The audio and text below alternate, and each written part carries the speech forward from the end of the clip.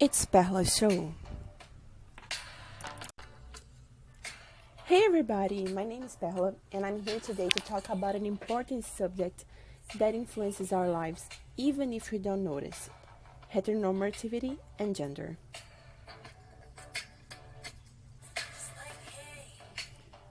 Have you ever questioned the gender roles that society obliges us to comply with? Let's start explaining what is it. Heteronormativity is the social imposition for us to behave according to gender roles. We suffer with it when we understand that exists a role, an imposition for us to act like the idea of heterosexual ones.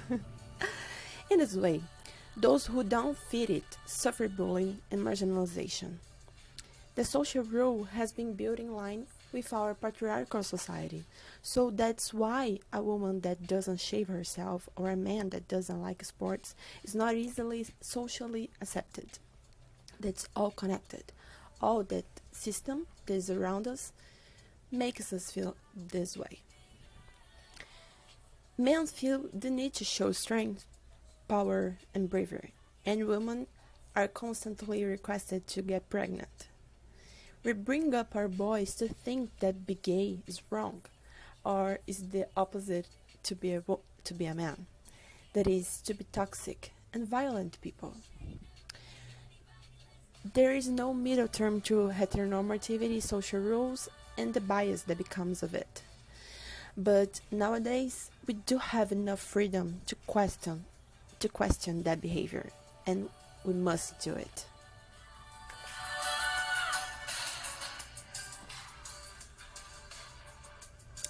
Okay, but you know the difference between sex and gender?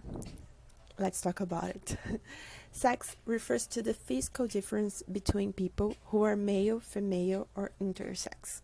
A person typically has their sex assigned at birth based on physiological characteristics, including their genitalia and chromosome composition. This assigned sex is called a person, not a sex. Being non-binary is not the same thing as being intersex. Intersex is an umbrella term that describes bodies that fall outside the strict male-female binary. For example, a person might have genitals or internal sex organs that fall outside of typical binary category. Or a person might have a different combination of chromosomes. So each non-binary person is a different case, okay? Otherwise, gender is a social building. The gender roles are built according to the culture and the construct process of each society. So in Brazil, we have some gender roles. In India, for example, we have another. And each country, each society has these gender roles. In our case, these categories are made for binary gender, male and female.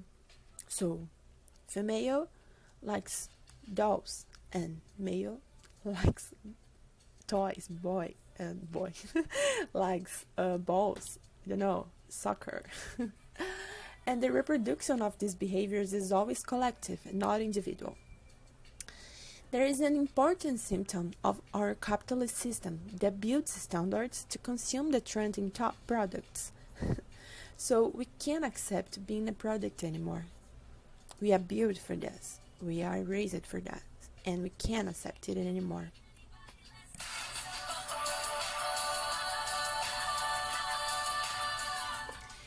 Some people are brave enough to surpass the questioning level and understand that they don't fit at all. The non-binary people are those who don't follow all those rules and standards. The transgenders are different. Transgender is a term used to describe people whose gender identity differs from the sex they were assigned at birth. So it is important to understand that gender and sex are different things, disassociated things, and that we must start to see and respect all the diversity that exists. Therefore, when we understand that there exists a binary logic male-female logic that is directly connected to heteronormativity, as we said, we must question our lives and our role in it. Am I reproducing a heteronormativity discourse? Or why does boy stuff and girl stuff exist? Why does we respect the differentiation? We have to question it and to think if we are doing it together, if we are participating in it.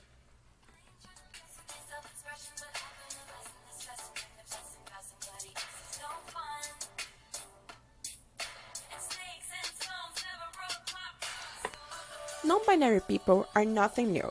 Non-binary people aren't confused about the gender identity or following a new fad.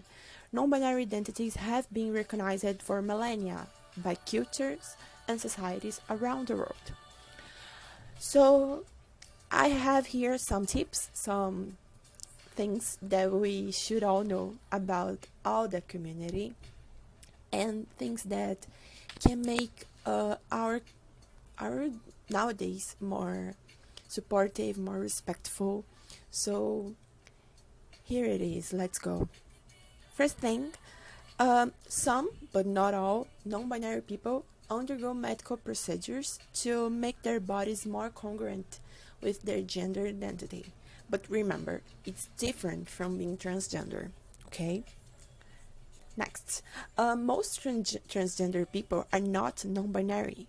While some transgender people are non-binary, most transgender people have a gender identity that is either male or female and should be treated like any other man or woman because they are.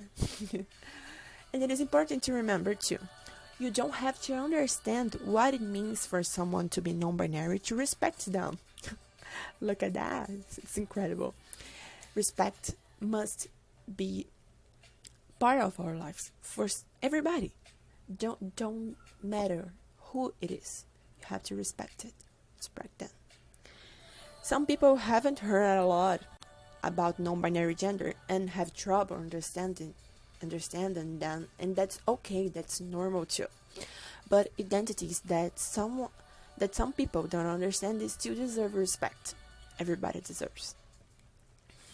Another thing that is extremely necessary is to use the name a person asks you to use. Another incredible thing. This is one of the most critical aspects of being respectful of a non-binary person, as the name you may have been using may not reflect their gender identity. And don't ask someone what their old name was. That's not cool.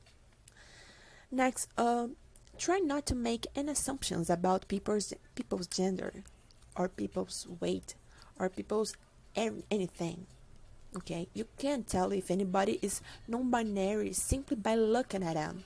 Just like how you can't tell if someone is transgender just by how they look. That's not cool. That's not true. If you're not sure what pronouns someone uses, ask. Different non-binary people may use different pronouns. Many non-binary people use they, while others use he or she, and still others use other pronouns. And in language like Portuguese, you have to pay more attention because we have differentiations in each word that what doesn't happens in English, for example. So asking whether someone should be referred to as he, she, they, or another pronoun may feel awkward at first, but is one of the simplest and most important ways to show respect for someone's identity. And the last and not less important, talk to non-binary people to learn more about who they are. There is no one way to be non-binary. They are all diverse. The best way to understand what it's like to be non-binary is to talk with non-binary people and listen to their stories. It's beautiful and important to be respectful and open to all the diversity that exists in our world.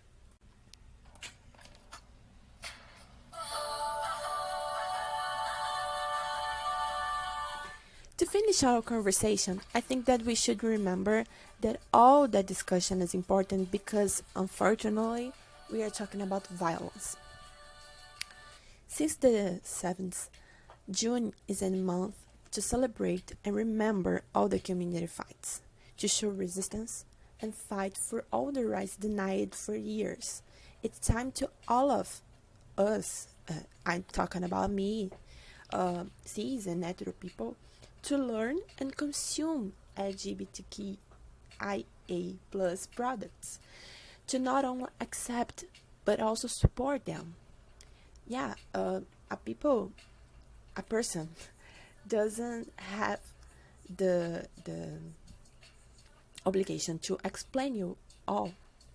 You have to search, you have to read, you have to buy products of the community and to study. That's a thing that happens, that exists in our world, and we have to be able to accept, to support, and to live with that people. They are people like us.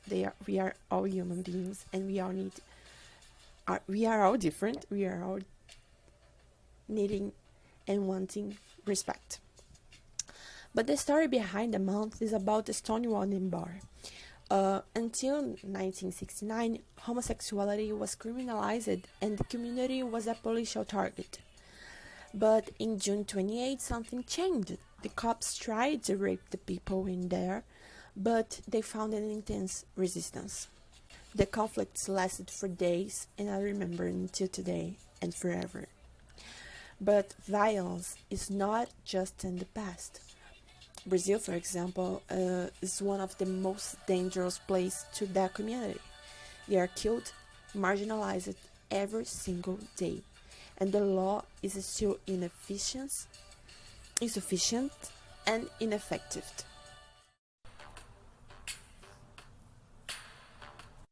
Now we are going to do something different and special to me.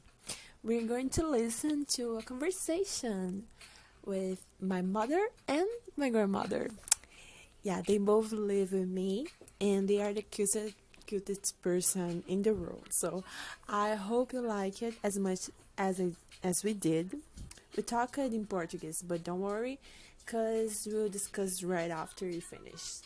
I asked them what they think when someone says marriage, soap opera couple, a hero, soccer, and ballet. With those answers, we can see how heteronormativity has molded our thoughts and perceptions. So, let's see. Tá, como vocês imaginam um casamento?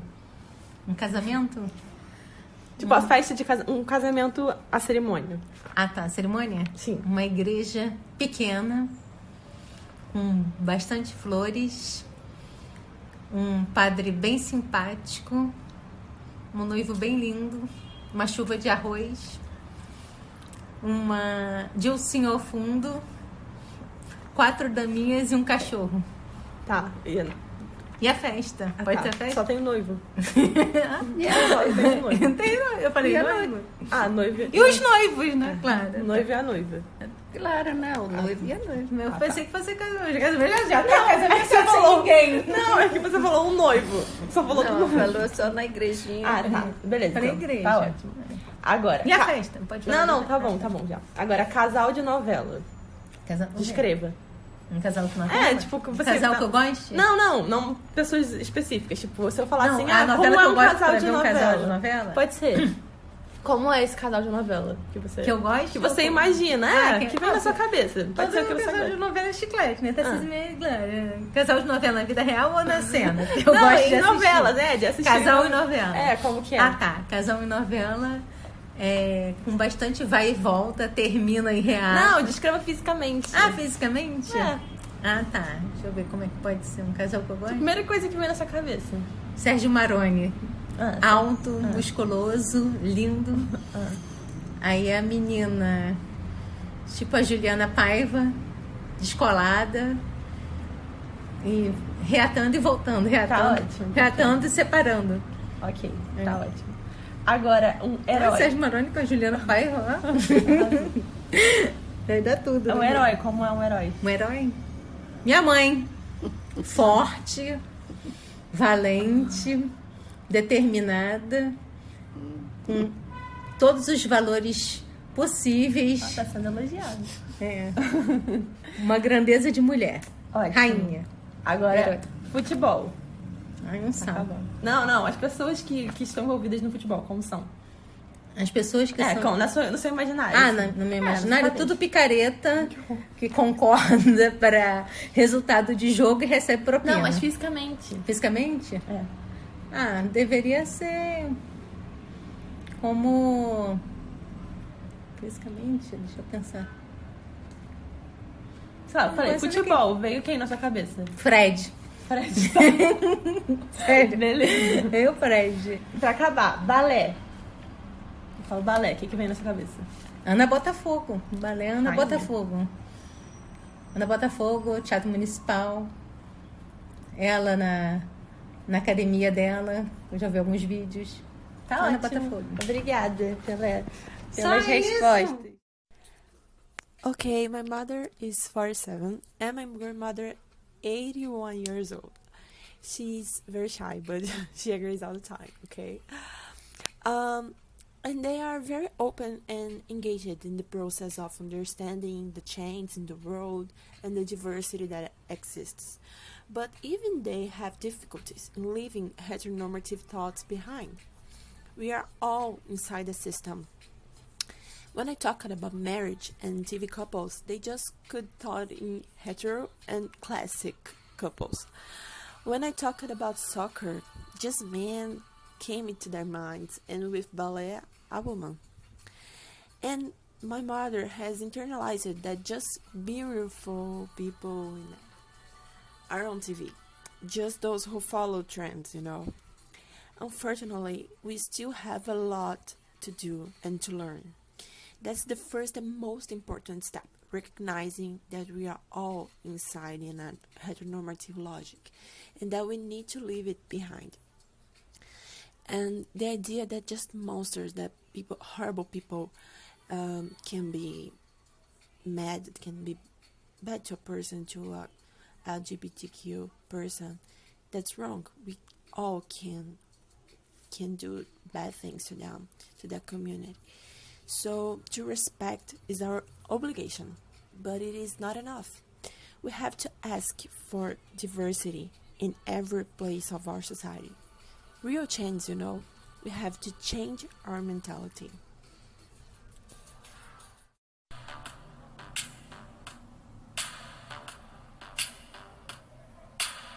After it all, I bring a question. Why is heteronormativity harmful? Heteronormativity, by definition, excludes LGBTQ plus people.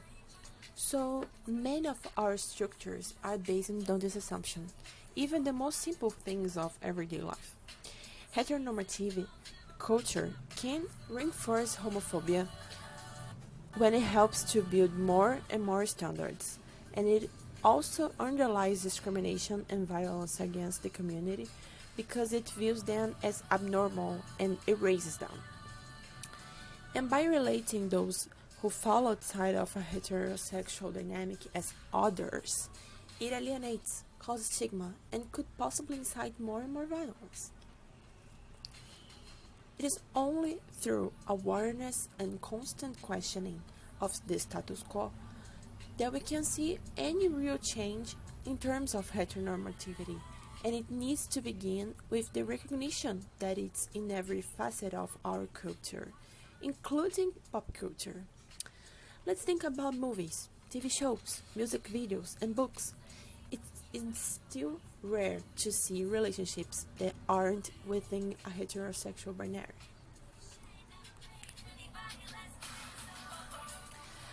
Let me show you a good example that we are facing, and that I love, personally. The world is shocked with the phenomenal singer called Lil Nas X. He's showing in his music videos gay relationships in a completely new and brilliant way. In our century, it should be seen as normal, but it's not. What we see is an industry that explores women to be represented as objects to man's imagination and satisfaction, the creation of an unreal stigma of what a man should do, and underestimation of every diversity. When we talk about children, the scenario is still worse. The worldview presented to children on television is extremely heteronormative. Representation of sexuality in the program served to enforce it, and failure to behave in a heteronormative way often served as comic relief, not in a serious way. And let's say it here, right? It's not failure, it's just diversity. It is rare to see programs considering LGBTQIA plus children in their work, and it's proposed that the association of homosexuality with sexual activity is incompatible with an innocent childhood, rendering no heterosexual childhood invisible. These kids grow up full of doubts, suffering all alone and without examples to follow. That is helping to raise more and more people that are not aware about all the diversity that composes our world. And when we deny the existence of LGBTQIA plus people, we deny an entire world of new possibilities and knowledge. Artists, scientists, singers, writers, so many talents and personalities, so many people that could help to make a better world. Running houses, firms, countries, everything. We want more and more minorities in power. That's the world we want to live in. Let's all learn and work together.